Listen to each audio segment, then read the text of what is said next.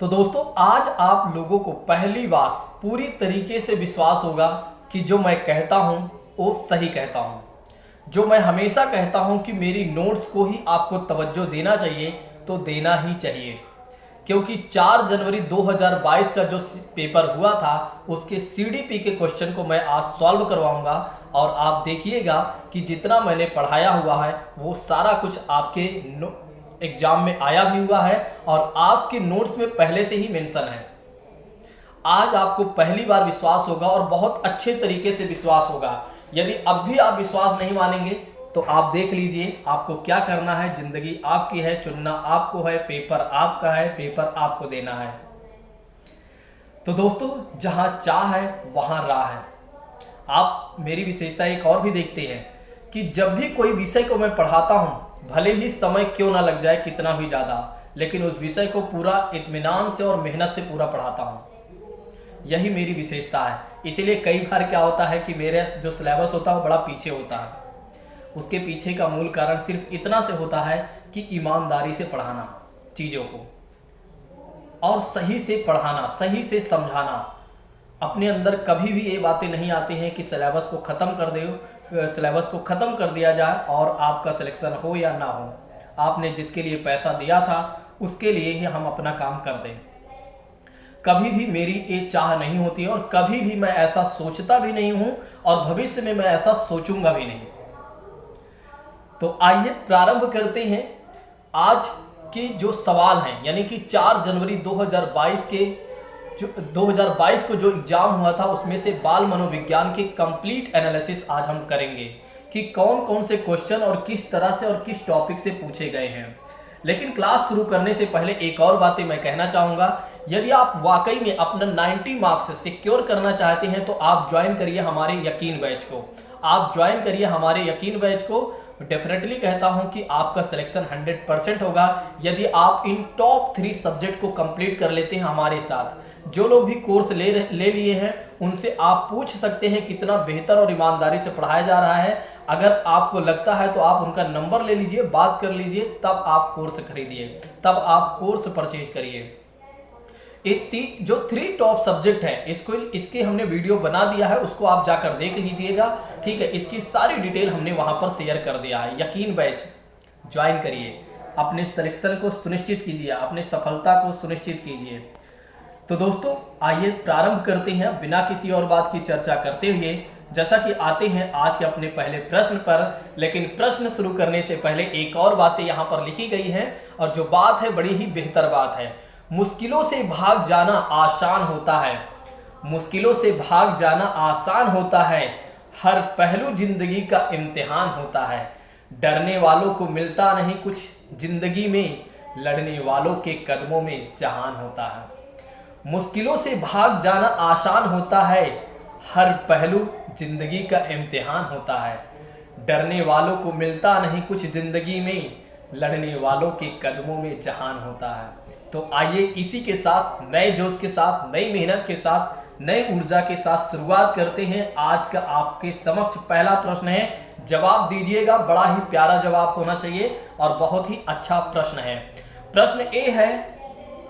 प्रश्न ए है कि निम्नलिखित में से कौन सा स्थूल कौशल के उपयोग का एक उदाहरण है, यानी कि ग्रॉस मोटर स्किल्स के बारे में पूछा जा रहा है। Which of the following is an example of use gross motor skills. पहला ऑप्शन ये कहता है कि एक पैर पर संतुलन करना और दूसरा ऑप्शन कहता है कि एक मटर को उंगलियों से दबाना, एक मटर को उंगलियों से दबाना। तीसरा ऑप्शन ये कहता है कि किताब के पन्ने को पलटना और चौथा ऑप्शन कहता है कि पेंसिल पकड़ना। ठीक है, यहाँ पर क्वेश्चन ये है स्थूल कौशल के डेवलपमेंट के उपयोग में एक उदाहरण प्रस्तुत करना है आपको अगर याद हो तो हमने बताया हुआ है, अगर आपको याद हो तो हमने आपको बताया हुआ है मोटर स्किल के बारे में, यानी कि मोटर डेवलपमेंट के बारे में, गतिवाही कौशल के बारे में बताया है। तो उसी से रिलेटेड है दोस्तों, इसका जवाब जल्दी से दीजिए। क्वेश्चन ए है कि स्थूल कौशल के उपयोग का उदाहरण। अब चलिए मैं आपको बता देता हूं इसका आंसर क्या होगा। देखिए अगर हम डी से चलते हैं, पेंसिल पकड़ना बिल्कुल गलत है। किताब के पन्नों से पलटना, किताब के पन्ने पलटना, ये भी गलत है। और दूसरा ऑप्शन अगर देखा जाए तो एक मटर को उंगलियों से दबाना, ये भी गलत है। एक पैर पर संतुलन बनाना, ये सही है, क्योंकि गतिवाही कौशल में हमने आपको बताया हुआ है कि जब बच्चा अपने आप को संतुलित करके खुद से उठना बैठना चलना प्रारंभ कर देता है तो वही है स्थूल कौशल या ग्रॉस मोटर स्किल्स है, वही है स्थूल कौशल या गतिवाही कौशल है। जब बच्चा क्या करता है कि अपने आप को संतुलित करके खुद से चलना उठना बैठना शुरू कर देता है तो वही होता है एक तरीके से स्थूल कौशल या गतिवाही कौशल होता है। इसीलिए यहाँ पर पहला ऑप्शन इसलिए सही हो जा रहा है कि एक पैर पर संतुलन बनाना, क्योंकि संतुलन जो बना रहा है स्वयं से बना रहा है, जो संतुलन वो स्वयं से बना रहा है वही है स्थूल कौशल का उपयोग और वही उसका एक उदाहरण है दोस्तों। तो पहला ऑप्शन सही हो जाता है। अब आइए बात करते हैं दूसरे ऑप्शन के बारे में। यहाँ आप देख सकते हैं बैठना खड़ा होना चलना ये सभी स्थूल क्रियाओं के उदाहरण हैं। चलिए अब आइए बात करते हैं अगले प्रश्न के बारे में। देखिए ये प्रश्न हमने आपको करवाया था कि नहीं, ये प्रश्न हमने आपको करवाया था कि नहीं, पहला वाला आप खुद ही ईमानदारी से बताइए। अगर हमने करवाया था तो जल्दी से यस बोलिए, यदि हमने आपको करवाया था तो जल्दी से यस बोलिए, अगर आप नहीं करवाया था तो नो बोलिए और अपने नोट्स को जाकर देखिए। खुद में खुद नो बोलने के बाद आपको एहसास होगा कि हमने गलत किया। विकासात्मक परिवर्तन किसका परिणाम है? विकासात्मक परिवर्तन, development change are result of. विकासात्मक परिवर्तन किसका परिणाम है? किसका परिणाम है? पहला ऑप्शन ए है कि अनुवांशिक और पर्यावरणीय परिस्थितियों का अनूठा संयोजन।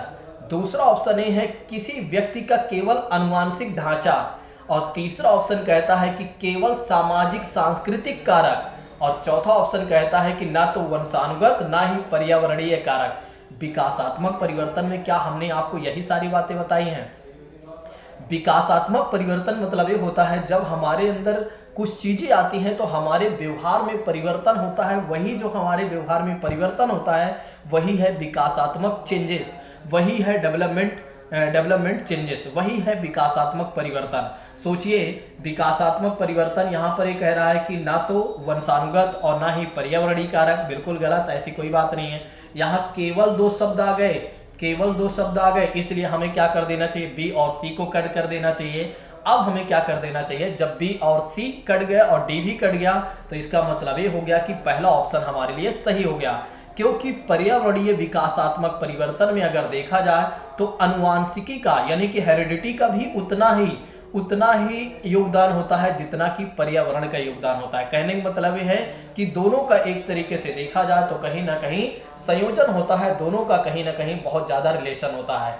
तो विकास जब भी होता है बच्चों का जो विकास होता है उसमें अनुवांशिक भी मायने रखती है और पर्यावरणीय परिस्थितियां भी मायने रखती हैं। ठीक है, इसलिए ऑप्शन नंबर पहला यहाँ पर सही हो जाएगा। चलिए अब बात करते हैं इसी के साथ अगले प्रश्न के बारे में कि अगला प्रश्न क्या कह रहा है। इसका जवाब चाहें तो आप आराम से दे सकते हैं। 2 से लेकर 6 वर्ष की अवधि को क्या कहा जाता है? 2 से 6 वर्ष की अवधि को क्या कहा जाता है? जवाब दीजिए। 2 से 6 वर्ष की अवधि को क्या कहा जाता है? शैशवावस्था कहा जाता है, प्रारंभिक बाल्यावस्था कहा जाता है और मध्य बचपन अवस्था कहा जाता है, किशोरावस्था। ये भी हमने आपको पढ़ाया। तीसरा क्वेश्चन भी आपके नोट्स में लिखा हुआ है, जिसको ना मिले वो हमें कल नोट्स लेकर आएगा और मैं उसे दिखाऊंगा कि देखिए कहां पर आपने लिखा हुआ है। 2 से लेकर 6 वर्ष की अवधि को क्या कहा जाता है? जल्दी से इसका जवाब दीजिए। बहुत सारे छात्र जवाब देना प्रारंभ कर दिए हैं, बिल्कुल इसी तरह से जवाब देते रहिए। इसका आंसर हो जाएगा मेरे प्रिय साथियों, इसका आंसर हो जाएगा सी, सही हो जाएगा। सॉरी, प्रारंभिक बाल्यावस्था की बात करते हैं तो यहाँ पर हो जाएगा दूसरा सही हो जाएगा। सॉरी दोस्तों, ठीक है। तो यहाँ पर कौन सा हो जाएगा? अर्ली चाइल्डहुड सही हो जाएगा, यानी कि 2 से लेकर 6 वर्ष की अवस्था को क्या कहा जाएगा? अर्ली चाइल्डहुड कहा जाएगा, यानी कि प्रारंभिक बचपन अवस्था कहा जाएगा। बाकी चीजें इसमें अगर आप देखना चाहते हैं तो आप यहाँ पर भी थोड़ा से देख सकते हैं। जैसे कि बात करते हैं, हरलॉक महोदय ने हमें बताया है कि बाल विकास के अध्ययन को हम इतने प्रकार से बांट सकते हैं। गर्भावस्था, गर्भधान से लेकर जन्म तक, शैशवावस्था जन्म से लेकर 2 सप्ताह तक, बचपनावस्था तीसरे सप्ताह से 2 वर्ष तक, पूर्व बाल्यावस्था तीसरे वर्ष से 6 वर्ष तक, उत्तर बाल्यावस्था 7वें वर्ष से 12 वर्ष तक, जो हमने लिखाया हुआ है उसी को याद रखिए, इतना ज़्यादा डिटेल मत याद करिए, ठीक है। वही वाला सही भी है क्योंकि हमने लिखाया भी है, और यहाँ पर भी जो है वो भी सही है। चलिए अब आइए बात करते हैं इसी के साथ अगले प्रश्न के बारे में। जवाब जल्दी से दीजिएगा, आप लोग समझदार हैं, जवाब जल्दी से दीजिएगा। एक मिनट, हाँ चलिए बात करते हैं क्वेश्चन के बारे में। क्वेश्चन ए है दोस्तों, एक मिनट कैसे ये भाग रहा है, एक मिनट। क्वेश्चन ए है कि अभिकथन, ठीक है, असर्टन, शहरों में बच्चों को बहुत सारा खेल उन रियलिटी शो पर आधारित होता है जो वे देखते हैं। क्वेश्चन ये है कि शहरों में बच्चों का बहुत ज़्यादा जो खेल है, बहुत सारे जो खेल हैं रियलिटी शो पर आधारित होते हैं जो कि देखते हैं वे।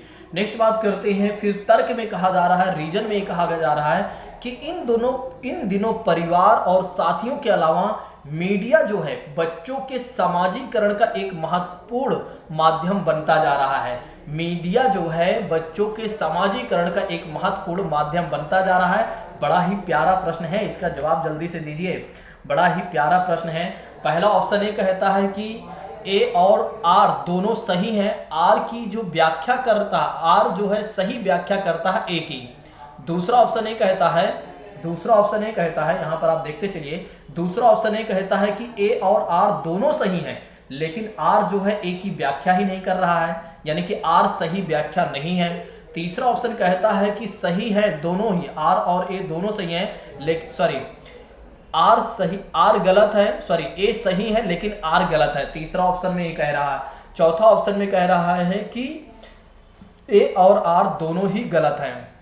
जवाब जल्दी से दीजिएगा, बहुत ही अच्छा प्रश्न है, सोच समझ कर दीजिए। ए आपके कॉमन सेंस पर आधारित है। अब यहाँ पर आप मत कहिएगा कि प्रवीण सर आपने नहीं पढ़ाया था। वैसे अगर आप देखें कि जब मैं पढ़ाता रहता हूँ तो बहुत सारी चीज़ें आपको बताते भी चलता हूँ जो आपको मैं लिखवाता नहीं हूँ, लेकिन चलिए मैं मान लेता हूँ कि इसको मैंने लिखवाया नहीं होगा, लेकिन फिर भी मैंने आपको कॉमन सेंस तो सिखाया ही है कि कॉमन सेंस के आधार पर कैसे प्रश्नों को सही करना चाहिए।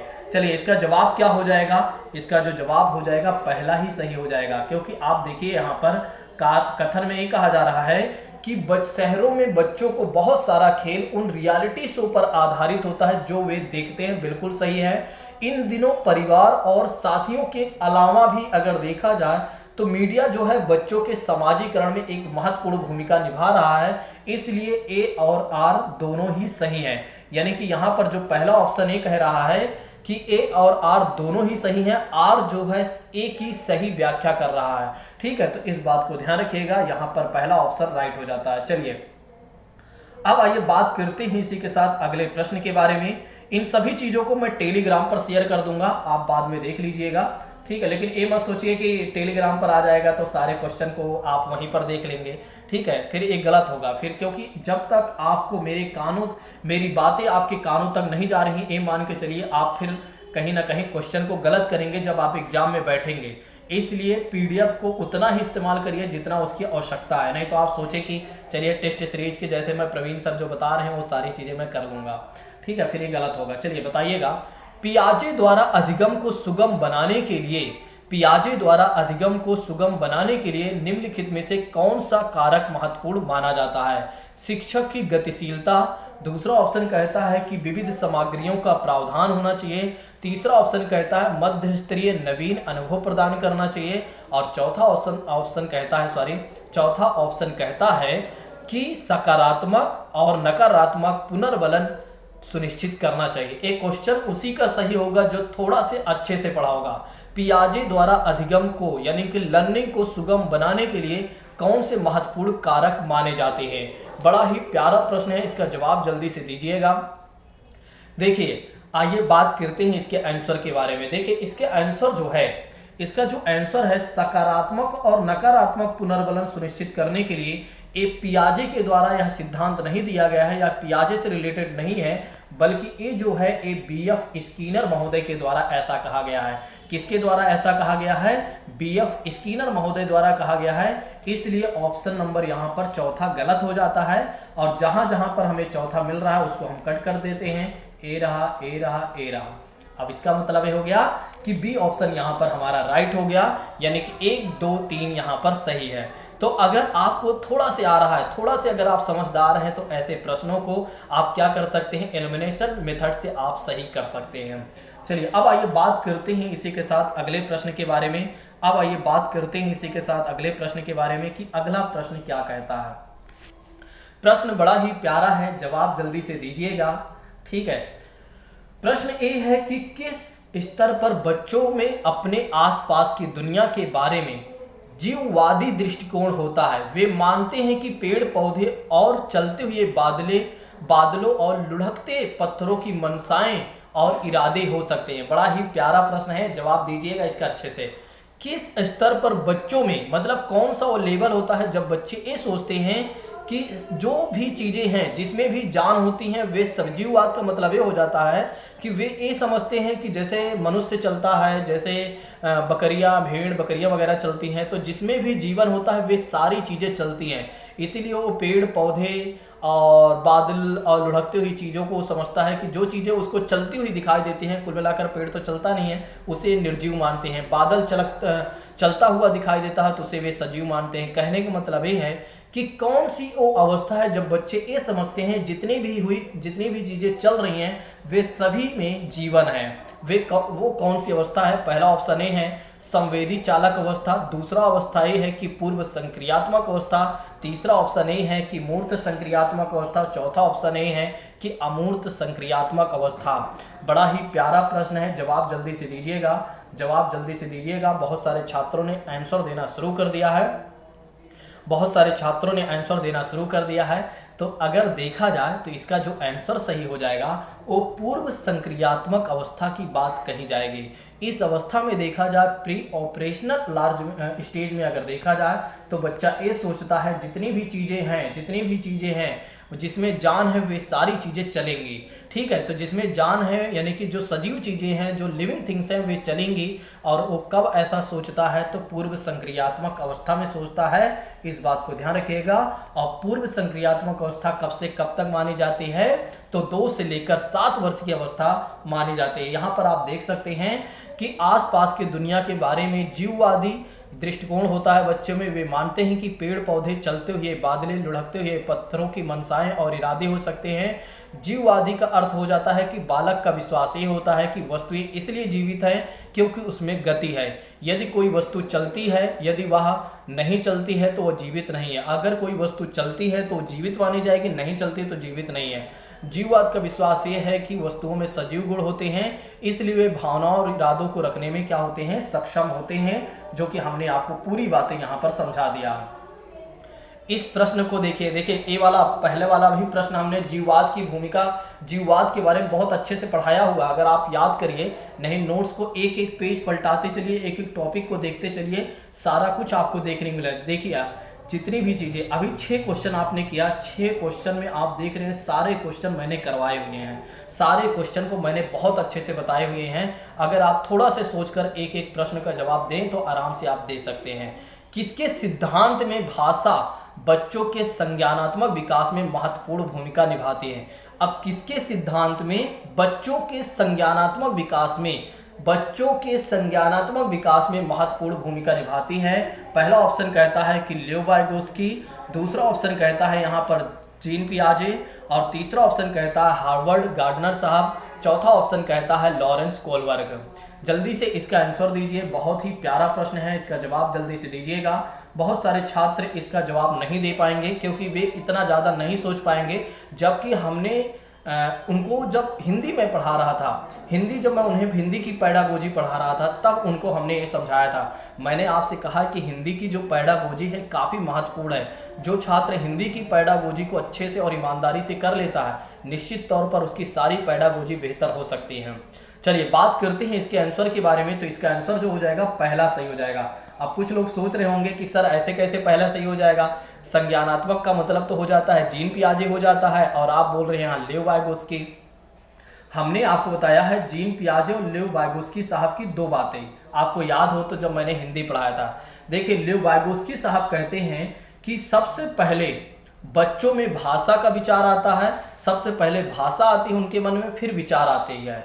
देखिए इन्होंने कहा है कि सबसे पहले बच्चों में क्या होता है, सबसे पहले क्या होता है, सॉरी एक मिनट, इन्होंने कहा कि सबसे पहले बच्चों में भाषा का विचार आता है, सॉरी भाषा आती है, फिर उसके बाद विचार आता है। किसने कहा है? Live Vygotsky. और जीन पियाजे ने कहा है कि सबसे पहले मनुष्य के मन में विचार आता है, फिर उसके बाद भाषा आती है। और यहाँ पर क्वेश्चन ए है कि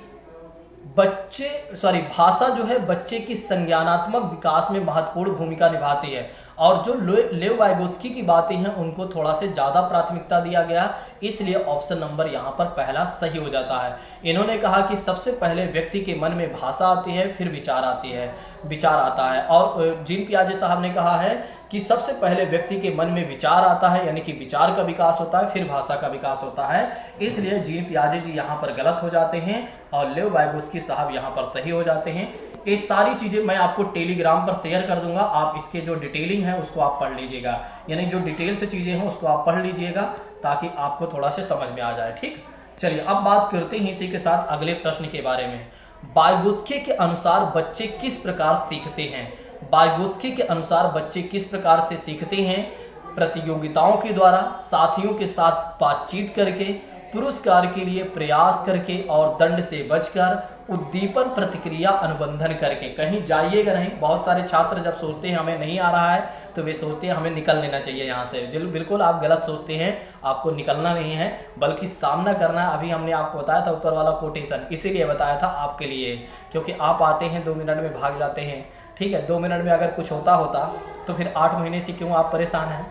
आप ये तो सोचिए, 2 महीने से क्यों परेशान हैं? 2 ही मिनट में आकर आप क्लास लेकर चले जाते हैं। हाँ, चलिए इसका आंसर दीजिए। बहुत ही अच्छा प्रश्न है, इसका आंसर सभी छात्रों ने दे भी दिया है कि वाइगोत्स्की कहते हैं कि बच्चे में विकास तब होगा अच्छा जब उनके साथियों से बातचीत करने का उन्हें अवसर मिलेगा, जब उनको एक तरीके से उनके साथियों के साथ उनको बातचीत करने का अवसर मिलेगा तो कहीं ना कहीं बच्चों में अच्छा और बेहतर विकास होगा। इसलिए ऑप्शन नंबर बी यहाँ पर सही हो जाता है। इस बात को ध्यान रखिएगा, भूलिएगा नहीं। इसी के साथ बात करते हैं अगले प्रश्न के बारे में। अगला प्रश्न हमारा क्या कहता है? अगला प्रश्न ये है कि एक बाल केंद्रित कक्षा में बच्चे, एक बाल केंद्रित, हमने आपको बताया हुआ है चाइल्ड सेंटर्ड क्लासरूम के बारे में, हमने बहुत अच्छे तरीके से बताया हुआ, अभी हाल ही में बताया हुआ। अब इसका भी जवाब आप गलत देते हैं तो फिर वो तो आपकी मर्जी है। चलिए, एक बाल केंद्रित कक्षा में बच्चे निष्क्रिय नकलची के रूप में देखे जाते हैं, पहला ऑप्शन कहता है। दूसरा ऑप्शन कहता है ज्ञान के निर्माण में सक्रिय रूप से लगे हुए हैं। और तीसरा ऑप्शन यहाँ पर कहता है ब्लैक बोर्ड से उत्तरों की प्रतिलिपि बनाने का अग्रसर होते हैं। बाल केंद्रित शिक्षा में क्या यही बातें कही गई हैं? जो लिखा है उसी को उतार लेना है, केवल निष्क्रिय श्रोता ही होना चाहिए। यहाँ पर 2 ऑप्शन तो ऐसे कट रहे हैं जैसे कि मान लेते हैं एक तरीके से वृक्ष पर लगे हुए आम पक जाने के बाद नीचे गिर जाते हैं। ठीक है, इस तरह से आप सोचिए कि इस तरह से 2 ऑप्शन यहाँ पर कट हो रहे हैं। जैसे इसमें डी की बात कर लेते हैं और ए की बात कर लेते हैं, डी और ए की बात कर लेते हैं तो पूरी तरीके से यहाँ पर गलत हो गया। अब बी और सी के बारे में अगर देखा जाए तो बाल केंद्रित शिक्षा में इस बात को कहीं नहीं कहा गया है कि जैसे लिखा है वैसे ही उतार लेना है। ठीक है, प्रतिलिपि बनाने की कोई बात नहीं कही गई है, इसलिए ऑप्शन नंबर यहाँ पर सी भी गलत हो गया। तो अब हमें क्या समझ लेना चाहिए? दूसरा सही कर देना चाहिए कि ज्ञान के निर्माण में सक्रिय रूप से लगे हुए हैं। ठीक है, तो यहीं पर बाल केंद्रित कक्षा में बच्चों के ज्ञान के निर्माण में सक्रिय रूप से बच्चे लगे होने चाहिए। ठीक है, इसलिए option number B will be right. दोस्तों इस बात को ध्यान रखिएगा, भूलिएगा नहीं। अगर आपको ये सारी डिटेल पढ़ना है तो आप हमारे टेलीग्राम चैनल को ज्वाइन कर लीजिए। हमारा टेलीग्राम चैनल है टेट वाली क्लास या टेट वाली चर्चा करके आप डालेंगे टेलीग्राम पर तो पब्लिकली रूप से आपको मिल जाएगा।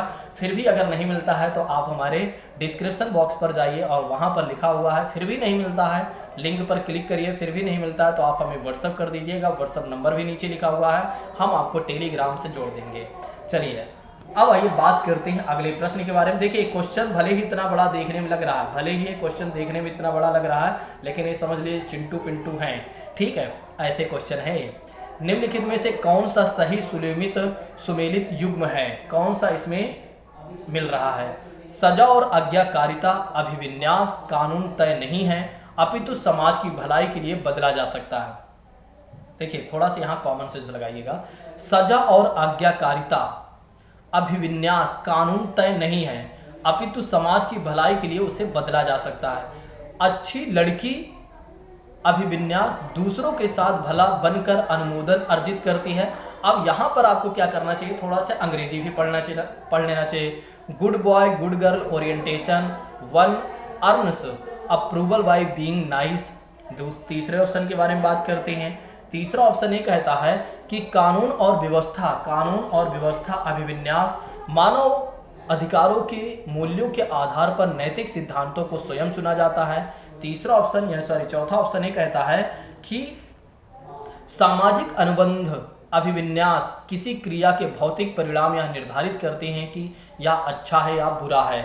जवाब जल्दी से दीजिएगा, थोड़ा से सोच समझ कर दीजिएगा। देखिए एक आध प्रश्न अगर गलत हो भी जाते हैं तो उसमें आपको चिंता करने की आवश्यकता नहीं होनी चाहिए, क्योंकि हमने आपसे बताया है कि सारे क्वेश्चन हम नहीं कर पाते हैं। एक दो क्वेश्चन तो आयोग के सम्मान के लिए भी हमें छोड़ देना चाहिए, ठीक है। तो आयोग का सम्मान भी कहीं ना कहीं यहाँ पर बना हुआ है। अगर ये क्वेश्चन नहीं आ रहा है तब भी आप कोई बात नहीं है, आप टेंशन मत लीजिए। इसका जो आंसर हो जाएगा, कुछ छात्रों ने दिया भी है इसका आंसर, तो इसका आंसर हो जाएगा बी, सही हो जाएगा। इसका आंसर जो हो जाएगा सही हो जाएगा बी, कि अच्छा लड़का लड़की अभिविन्यास दूसरों के साथ भला बनकर अनुमोदन अर्जित करते हैं या करता है, इसलिए ऑप्शन नंबर यहाँ पर पहला दूसरा सही हो जाता है। इसी के साथ बात करते हैं, इसको एक बार पढ़ लीजिएगा, ठीक है, इसको एक बार पढ़ लीजिएगा, टेलीग्राम चैनल पर तो मिल ही जाएगा।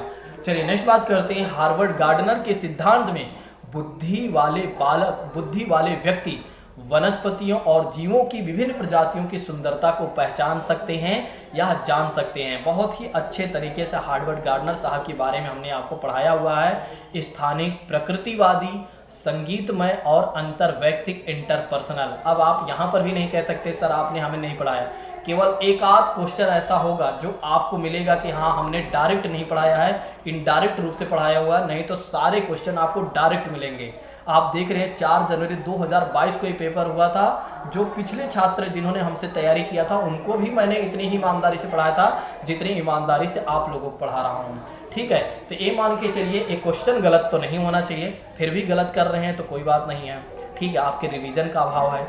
तो हार्वर्ड गार्डनर के सिद्धांत में बुद्धि वाले व्यक्ति वनस्पति जीवों की विभिन्न प्रजातियों की सुंदरता की पहचान कर सकते हैं। यहाँ पर थोड़ा सा दिमाग अगर आप लगाते तो बिल्कुल सही हो जाता। वनस्पति और जीवों से रिलेटेड है। जब यहाँ नेचर की बात की जा रही है तो नेचर से रिलेटेड कौन सा है, ऑप्शन नंबर बी यहाँ पर लग रहा है, तो यहाँ पर दूसरा ऑप्शन सही कर देना चाहिए, ठीक है। यहाँ पर दूसरा ऑप्शन यहाँ पर सही कर देना चाहिए, क्योंकि यहाँ पर नेचर से रिलेशन सारी बातें कही गई हैं। चलिए नेक्स्ट बात करते हैं। ज़्यादा बड़ी क्लास नहीं कर पाएंगे, ठीक है।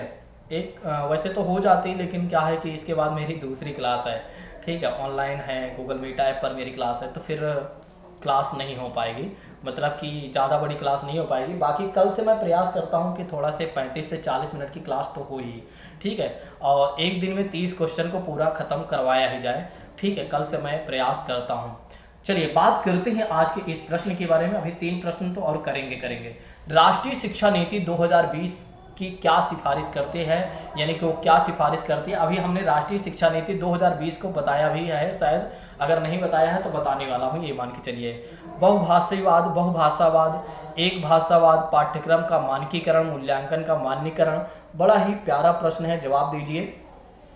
बड़ा ही प्यारा प्रश्न है, जवाब दीजिए। कुछ छात्रों ने जवाब देना शुरू कर दिया है। बिल्कुल यहाँ पर पहला ही सही हो जाएगा, क्योंकि 2020 ने ये सिफारिश किया है कि बहुभाषावाद को बढ़ावा देना चाहिए। राष्ट्रीय शिक्षा नीति 2020 में ऐसी बातें कही गई हैं, इस बात को ध्यान रखिएगा। आइए बढ़ते हैं इसी के साथ अगले प्रश्न के बारे में। अगला प्रश्न क्या है, जवाब दीजिएगा।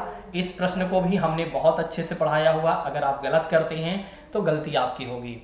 एक शिक्षिका धारणा रखती है कि लड़के अधिक बुद्धिमान होते हैं और जोखिम लेने वाले होते हैं, लड़कियां आज्ञाकारी और ईमानदारी होती हैं, उनके अनुसार व्यवहार करती हैं। एक किसका उदाहरण है यहाँ पर, जेंडर पक्षपात, जेंडर की स्थिरता, जेंडर की समता और जेंडर की समानता। अब क्या करेंगे, इसका आंसर तो बड़ा ही प्यारा है, इसका आंसर बड़ा ही सिंपल है।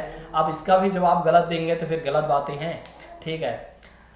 चलिए, अगर आप लोगों को मेरी बातें अच्छी लग रही हों या पढ़ाने का तरीका अच्छा लग रहा हो तो एक बार लाइक वगैरह कर दिया करें। आप लोग लाइक भी नहीं करते। मैं सोचता हूँ लाइक करने में जैसे मैं आप लोगों से कुछ ले लेता हूँ। हाँ, कभी कभी मैं ये सोचता हूँ कि आप लोग लाइक और कमेंट करने से जैसे ऐसा लगता है कि मैं आपसे कुछ ले रहा हूँ, आपके जेब से निकाल रहा हूँ लाइक। हाँ, बहुत सारे छात्र होते हैं वो लाइक करने में बड़ा कंजूसी करते हैं। अब मैं क्या बताऊँ उनको। ठीक है, लाइक वगैरह भी करने में कंजूसी करते हैं। काहे भैया? किस लिए? कहाँ रखेंगे लाइक को इतना, ये तो बताइए। और शेयर भी नहीं करते हैं, सोचते हैं कि मेरा भला हो जाए, दूसरों का भला क्यों। देखिए, अपना भला जग भला, ये बातें तो सत्य हैं, लोगों का जो कहना है ठीक है, लेकिन अपना भला जग भला में क्या होता है कि एक समय ऐसा आता है जब आप अकेले होते हैं, आपका सहयोग करने वाला कोई व्यक्ति नहीं होता है, तो उस दिन आपको इस बात का एहसास होता है, उस दिन आपको पता चलता है कि हमें सबको लेकर साथ में चलना चाहिए। बहुत सारे लोग ये सोचते हैं नहीं, हमें अकेले ही रहना पसंद होता है या हमें अकेले ही बढ़ना चाहिए। ठीक है, आप खुद आगे बढ़िए, दूसरों को भी बढ़ाइए। एक ऐसा समय आएगा जब कोई आपका सहयोग नहीं करेगा, तो उस समय वो व्यक्ति आपका सहयोग करेगा जिसको आपने आगे बढ़ाने में मदद किया था। आपको शायद इस बात का एहसास नहीं होगा। आप लोग कई बार कहते हैं ना कि प्रवीण सर हमेशा दूसरों की मदद के बारे में क्यों सोचते हैं। मैंने इस चीज़ को महसूस भी किया हुआ है। कई बार ऐसी भी हमारी स्थितियां आई हैं जब उस व्यक्ति ने हमारी मदद किया है जिस व्यक्ति को हमने आगे बढ़ाने में अपना कहीं ना कहीं योगदान दिया था। ठीक है, कहीं ना कहीं बहुत सारी चीज़ें होती हैं, इस चीज़ को समझिए। ठीक है, क्योंकि आपके अंदर जितना ज़्यादा दूसरों के प्रति और अपने प्रति लगाव होगा, उतना ज़्यादा ये मान के चलिए आपके व्यक्तित्व का निर्माण होगा, हम सभी के व्यक्तित्व का निर्माण होगा। इसलिए अपने साथ साथ दूसरों को भी लेकर चलिए। मुझे लगता है कि बहुत सारे हमारे छात्र ऐसे हैं जिनके अंदर एक क्वालिटी विकसित हो चुकी है, और जिनके अंदर ऐसी चीज़ें नहीं हैं वे विकसित कर लें तो ज़्यादा अच्छा होगा, क्योंकि वे टीचर भी बनने जा रहे हैं। और एक टीचर के अंदर क्या होना चाहिए, कैसी क्वालिटी होनी चाहिए, उसके अंदर दयालुता की क्वालिटी होनी चाहिए, उसके अंदर ऐसी क्वालिटी होनी चाहिए जो सहनशीलता हो, दयालुता हो, जिसके अंदर किसी भी प्रकार के भेदभाव ना हो, वो निष्पक्ष हो, जो सभी के बारे में सोचता हो, वही टीचर है। चाहे वो माता हो, पिता हो, भाई हो, बहन हो, कोई भी व्यक्ति हो, वो सभी टीचर है। ठीक है, तो इसका आंसर क्या हो जाएगा, पहला सही हो जाएगा।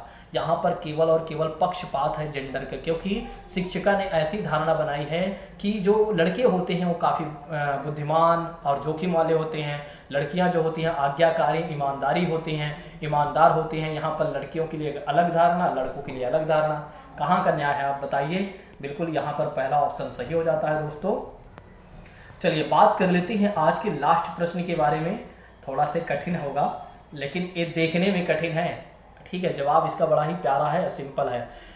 शिक्षकों को बच्चों का आकलन करने के लिए विभिन्न प्रकार के आकलन तकनीकी और विधियों का प्रयास करना चाहिए। पहला ऑप्शन ये कह रहा है।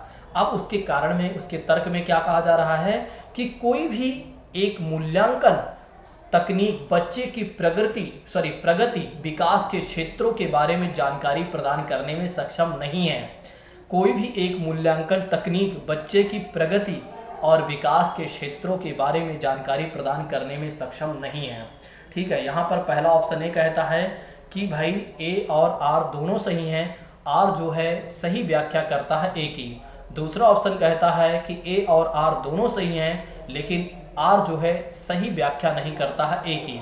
तीसरा ऑप्शन ये कहता है कि ए सही है लेकिन आर गलत है। चौथा ऑप्शन कहता है ए और आर दोनों ही गलत है। जवाब जल्दी से दीजिए, यहाँ पर दिख गया होगा इसका आंसर ही, लेकिन कोई बात नहीं, अगर आप देख लिए तेज तर्रार तो हैं आप लोग। ठीक है, इतना तो आप लोगों को दिमाग चलता है, नकल कहाँ करनी है। ठीक है, बिल्कुल यहाँ पर पहला ऑप्शन यहाँ पर राइट हो जाता है। ठीक है, इस बात को ध्यान रखिएगा। चलिए आज के लास्ट प्रश्न अगर थोड़ा सा ठीक होता है, चलिए यहीं से हम कल करते हैं। ठीक है, थोड़ा सा समय हो गया है और हमने थोड़ा सा आज ज़्यादा बातें कर लिया हैं बिना फालतू वाली। कल से वो बातें मैं हटा दूंगा। ठीक है, आप मत सोचिए कि इतना बातें हो गई हैं। ठीक है, कल से कुछ फालतू वाले जो बातें हुई होंगी, वैसे हमने जानबूझकर कुछ भी नहीं किया, वो सिचुएशन ऐसी थी। चलिए आज की क्लास को यहीं पर स्थगित करते हैं। Thank you so much. जाते जाते कमेंट करके ज़रूर जाइएगा और दूसरों को भी शेयर करके जाइएगा। Thank you so much. Jai Hind दोस्तों, take care all of you.